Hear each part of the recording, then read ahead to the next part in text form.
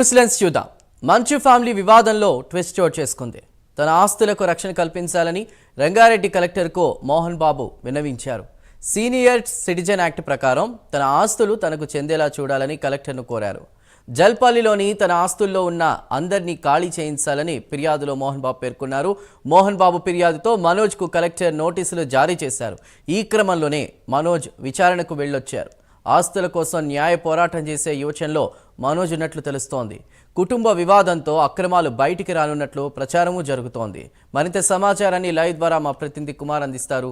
కుమార్, చందు, ఏదైతే టాలీవుడ్ హీరో మోహన్ బాబుకు సంబంధించిన ఆస్తుల వివాదం ఇప్పుడు తారాస్థాయికి చేరిందనే చెప్పొచ్చు.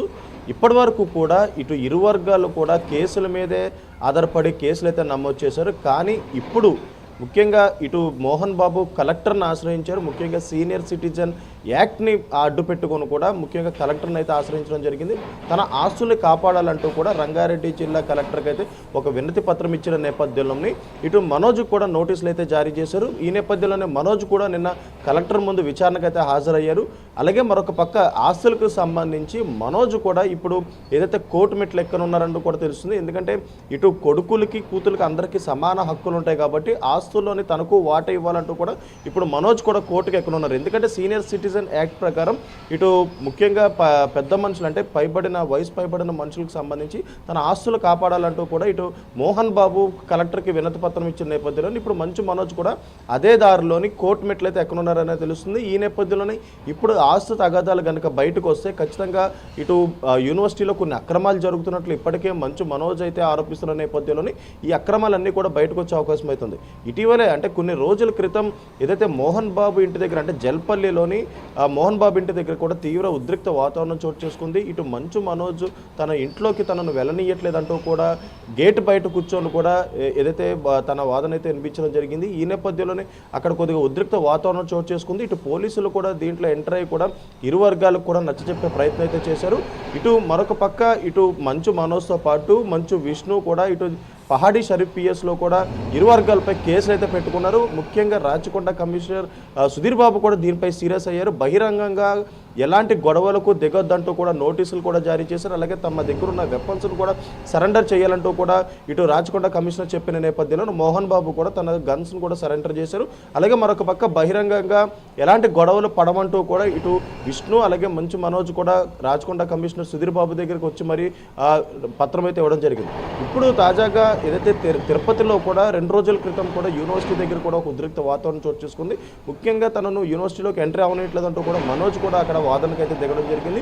ఈ నేపథ్యంలోనే ఇటు జల్పల్లి నివాసంలోని అక్రమంగా ఉంటున్న వారందరినీ కూడా ఖాళీ చేయించాలంటూ కూడా ఇటు Mohan Babu senior citizen act ప్రకారం రంగారెడ్డి కలెక్టర్ కూడా వినతి పత్రం ఇచ్చిన నేపథ్యంలోని ఇటు మనోజ్కి కలెక్టర్ అయితే నోటీసులు జారీ చేశారు. నోటీసులు జారీ చేసిన నేపథ్యంలో కూడా ఇటు మంచు మనోజ్ కూడా విచారణకైతే హాజరయ్యారు. కానీ ఇప్పుడు ఈ గొడవ ఇప్పుడు తారాస్థాయికి చేరే అవకాశం అవుతుంది. ఇప్పటి వరకు కూడా పోలీస్ స్టేషన్ వరకే పరిమితమైన ఈ గొడవ ఇప్పుడు కలెక్టర్ వరకు వెళ్ళింది.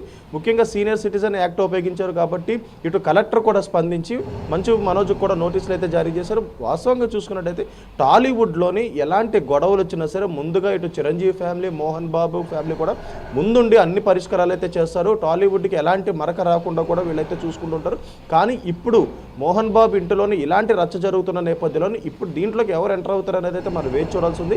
అసలు ఈ గొడవ సద్దు మణుగుతుందా లేదా అనేది అయితే మనం వేచి చూడాల్సి ఉంది. ఇటు రాజకీయ ప్రముఖులు ఎంటర్ అవుతారా లేదంటే సినీ ప్రముఖులు ఎంటర్ అవుతారా అనేది అయితే మనం వేచి చూడాల్సి ఉన్న పరిస్థితి అయితే ఉంది. ముఖ్యంగా ఇటు మంచు మనోజ్కి మంచు విష్ణుకి మాత్రం గొడవలు మాత్రం తారాస్థాయికి చేరాయి. ఇటు ట్విట్టర్ ద్వారా కూడా వారు కూడా నడుస్తుంది.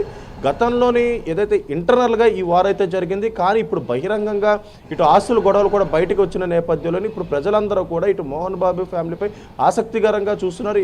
ఏం జరుగుతుంది, అసలు ఆస్తుల పంపకాలు ఎలా జరుగుతాయి అనే కోణంలో ప్రస్తుతం అయితే ప్రజలందరూ కూడా చూస్తున్న పరిస్థితి అయితే ఉంది. ముఖ్యంగా ఇటు ట్విట్టర్ వార్ జరుగుతున్న నేపథ్యంలో కూడా 2 రోజుల క్రితం మంచు మనోజ్ కూడా ఒక ట్వీట్ అయితే చేయడం జరిగింది.